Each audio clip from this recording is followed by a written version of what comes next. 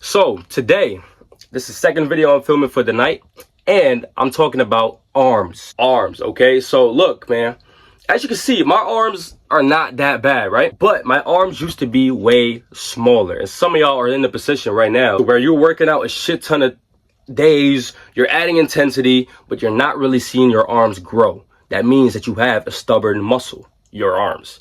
And everybody likes big arms. Everybody wants to grow their arms because they're one of the most important muscle groups to look big in shirts. Because guess what? The arms is what you see. People judge your jackness by your arms. I'm telling you, if you have a big ass chest, big ass back, okay, that's cool. It looks bigger. It looks cool. It looks dope. It fills up your frame nicely. But if you have big arms, that's the first thing that people actually see. They will automatically look to your arms as soon as you say, I work out. They will look at your arms. They won't look at your chest. They won't tell you to turn around and look at your back. They will look at your arms. Do you have some big bicep and triceps? Now, I'm not saying that I have bodybuilder size arms, right? But I've made a crazy improvement when it comes to 5 years ago compared to now, and all the things that I have done in order to get here. Because guess what? My arms were always lagging, but I'm very proud to where I have came today. So today I'm going to show you on how to actually grow a stubborn muscle group, which is the arms. That's today's topic. Tip number one, the most important tip of the whole video. Isolate your goddamn arms, bro. If you're not isolating your arms, you're leaving so many gains on the table. Listen, I used to be very dumb and I used to only do pull-ups and dips because those two exercises was my priority. I come from the street workout world, right? I come from the calisthenics world. I didn't know isolation. I knew that it existed, but I was like, fuck that. I don't need that shit. I do calisthenics. They already work my arms perfectly fine. The only thing is, about 2 years later, my arms were the same size as a year ago. Why? Because I didn't put direct focus on them. And of course, my chest was already big at a young age. My back was already starting to grow. I had a crazy core, but guess what? My arms were lagging behind. My arms were small. When I flexed, when my arms were non-pumped and I was just sitting like this, my arms did not exist. As soon as I got into the bodybuilding style training, which is now about a year ago, I trained a lot of bodybuilder style training. What I've been doing is isolating my arms. And this is where I've seen the most insane arm growth and the fastest arm growth I've ever seen. I actually started seeing small little stretch marks on my bicep. So what I did was I isolated my biceps at least 2 times a week. And with isolation, I mean real weightlifting isolation, to just focus on the bicep and to just focus on the tricep. Now, some mistakes I made in the beginning is just focusing on sets. How many sets can I do? How many sets do I need to do in an arm workout? I need to do a lot of sets, because that's the way I'm going to really grow the arms. Listen, it's not about the sets. It's not about the weight at first. It's about doing the movements correctly. If you have a stubborn muscle group, this muscle group doesn't respond to just sets. The muscle group doesn't respond to just moving the weight for 35 sets. It doesn't matter. It's not going to happen. What you need to do is really focus on that specific muscle group. So for the bicep, I used to just curl, barbell curl, dumbbell, hammer curls all the time, go as heavy as shit, then light for a shit ton of reps. It wasn't working. But as soon as I adopted a style of training which allowed me to, first off, recover in enough time to perform the next arm day, but also allowed me to progress faster in weight because I was doing it correctly and I wasn't changing my style up every single fucking week. So what I used to do, first thing I used to do is I used to look at bodybuilders and how they train their arms, especially enhanced bodybuilders. Was this a mistake? No, because I learned a lot from it, but you gotta understand, enhanced bodybuilders can get away with a lot of shit. So they can curl up a shit ton of weight with pretty bad form. It's okay form, it's alright, but they can get away with that. As a natural athlete with stubborn arms, you don't get away with some cheap curls, bro. You're not gonna get away with that. You gotta really focus on that muscle. I picked exercises that I first of all could do comfortably, right? That didn't hurt my joints and that I could progressively overload in. First exercise, my favorite that I used to do is incline curls, right? So incline curls really changed up my biceps a lot. So I used to do just a maximum of 3 sets. This is what I still do, by the way. A maximum of 3 sets, really focusing on the stretched position. Because as a natural athlete, after a little while, you need to start implementing the most effective way possible to really push that growth further. Because we all know, if you're not drugging, if you're not on juice right now, bro, it's gonna take a long time for you to get to where you want to be, right? There's actually been a study from two groups. One group was taking steroids and not working out, and one group didn't take any steroids, but they were training very intensely. The group who worked out without any steroids, but they worked out very intense and they did everything to build their muscle, built a pretty good amount of muscle in a certain amount of time. I think it was like 3 months or so. But the group with steroids who didn't do anything, but they just took steroids, gained more muscle without having a diet, without focusing on building muscle in the gym. They gained more muscle than the group who was working out intensely. So yes, you have a pretty big advantage when you take steroids. So for the guys who are natural, which you are probably, you need to focus on the most effective way to grow that stubborn muscle group, because guess what? It's not going to work. If you're doing some fucking cheat shit like these bodybuilders do, it's not gonna work. So you gotta really focus on what works for you and not what you see other guys doing. I have done so many arm days right now, and what have really changed my arms up is just seeing what works. And now I know what works with me. What works is progressively overloading on incline curls. You should try progressively overloading on the basics such as barbell curls, easy bar curls, hammer curls, and focusing on bicep exercises that focus on the stretched position. Same thing with triceps. Basic exercises such as skull crusher with an easy bar, dumbbell skull crushers like this, which are my favorite exercise, by the way, across the body like that, and also adding weighted dips, of course, and progressively overloading in them, and also regular tricep push downs. So that's very simple. Isolation is the most important part. Tip 2, I gotta kind of hurry up. Intensity.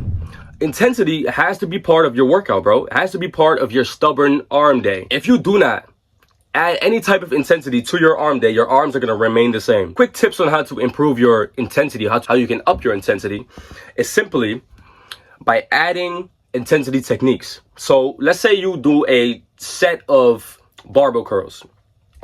What you could do is do a set of barbell curls, go to failure, that's it. So you failed the rep, okay, perfect. Or you went 1 rep in reserve, fine. That's a pretty good set. But how can you up the intensity to really leave no gains on the table, to where you walk out the gym disgusted from your workout, to where you're like, holy shit, tomorrow I'm gonna be sore. And then you wake up with fucking cramps in your bicep and shit, which is not always good, but most of the time, it kind of fucking is, bro. So how do you up the intensity? Very simple.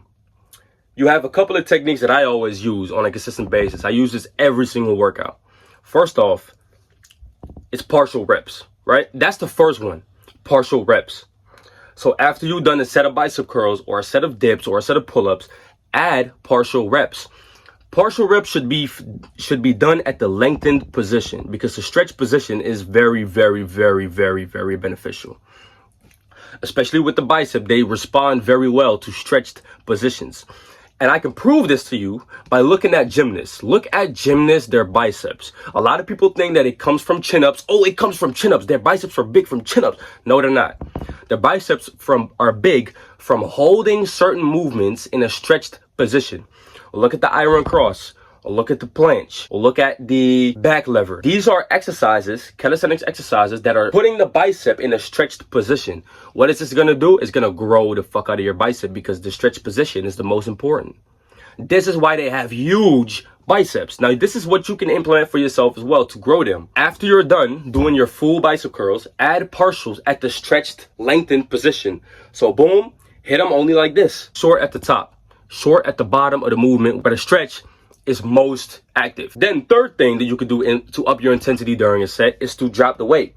After you're done, drop the fucking weight and do some more reps. After that, do again some more partials. This is how you're gonna go beyond failure. This is what I like to call beyond failure.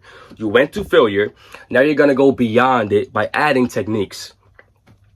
So after you drop the weight, what you can do is another thing is holding the weight in a stretch position. So boom, you're done with preacher curls, whatever type of curls, hold it in the stretched position right here until you could really not hold it no more, until everything just gives out. Boom, drop the weight. That is failure. You gotta constantly push yourself intense enough in order to see real muscle growth, because a stubborn muscle is not gonna grow by simple reps, 5 reps in reserve. It's not gonna fucking work. You gotta go to failure and beyond. So tip number 3, take progressive overload very serious. I'm telling you, very serious. Progressive overload, especially on a muscle where it's stubborn when it comes to growth, is very important. One of the most important tips. If you do not do this, if you do not take all your exercises, look at them, take them under a microscope and look at them and think, am I progressively overloading with these exercises, or am I staying at the same weight week by week? Make the simple change of just grabbing the heavier dumbbell. If you have been doing 14 kg curls for 5 weeks, try doing the 16. Just try it. If it's too heavy, you can put it back down, but just try it. Most of the time, you'll find out that it's actually doable. It's really doable, but the only thing is you have been holding yourself back because the 14 kg was comfortable. And we all like comfortable shit, don't lie. So when you're curling or when you're doing your tricep extensions or whatever, change the pin every single 2 weeks or so. Just try to do that, bro. Progressive overload is so important when it comes to building muscle. Let's take a man. Everybody knows this example. Take a man with a baby cow. And he needs to take the baby cow, he needs to carry the baby cow to his house every single day. Every single day, baby cow is going to grow a little bit. But because of that, he needs to lift a little bit heavier every single day. But after 5 years, the cow is full grown and he is lifting a full grown cow. But guess what happened? He got bigger as well, because the guy who is lifting that cow needed to become stronger in order to lift something heavier daily and daily and daily. So if you increase the load every single day a little bit, or every single training, or every single week a little bit, you are going to see growth quicker than if you would not. Tip number 5 is training frequency.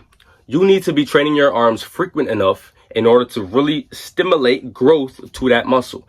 Listen, man, if you're a natural athlete like me and you're trying to grow your arms, 1 time a week of arm growth, of just doing 3 sets to failure or 3 sets to whatever, or 10 sets in total, I don't think it's going to cut it for most people. Most people will see arm growth, but not the real type of arm growth that they want to see. I do 2 arm days a week, 2 total arm days a week with shoulders into it as well. So the reason why is because I have seen the most growth when I do failure sessions of arms. Not 1 time a week, but 2 times a week. So the frequency is very important. You have to test this for yourself. Don't just immediately do 2 times a week. Try out adding an arm day 1 time a week. That will already change the fuck out of your arms if you have never been doing isolation in the first place. But if you eventually kick it from 1 time to 2 times a week, watch the growth expand even further, right? 3 times a week would be a little bit too much. You're going to do way too much load on those bicep and triceps. So I would not advise you to do 3 arm days in a week. I think Arnold used to do it, but again, he had enhancement drugs to help him recover. So that's not you, bro. At least 1 to 2 days. 2 days is going to be the max for most. I've done 3 arm days a week. It was too much. I was constantly sore and I couldn't lift the same weights every single session. I was actually decreasing when it comes to strength. But 2 times a week, I find perfect because I can increase in strength over time smoothly. And then a small tip at the end of the video is actually prioritizing your weighted dip and your weighted pull-up or chin-up. If you do this, on your, let's say your back days, let's say you have a back day and you do weighted chin-ups first, and you have a chest day or a push day where you do your weighted dips first. Prioritizing these exercises already gonna give you a lot of stimulus when it comes to arm growth compared to the people who do not do this at all. So that's a small tip as well. Even though it is a compound movement, you should keep those in your routine to see the most growth as well. Everybody wants big arms. This is how you're gonna do it. This is what I did. Really start the next day, bro. Change up your split, make a split to where you have at least 1 arm day a week, and watch the arm gains be made. Isolation is key when it comes to growing a stubborn muscle group. So with that being said, go to the link in my bio, get my programs right now. I have 3 online right now, I think. Yeah, 3 online, and the 10K follower guide to grow on Instagram. Go and get that if you want to grow your fitness brand as well. Thank you for watching. I'll see you in the next video.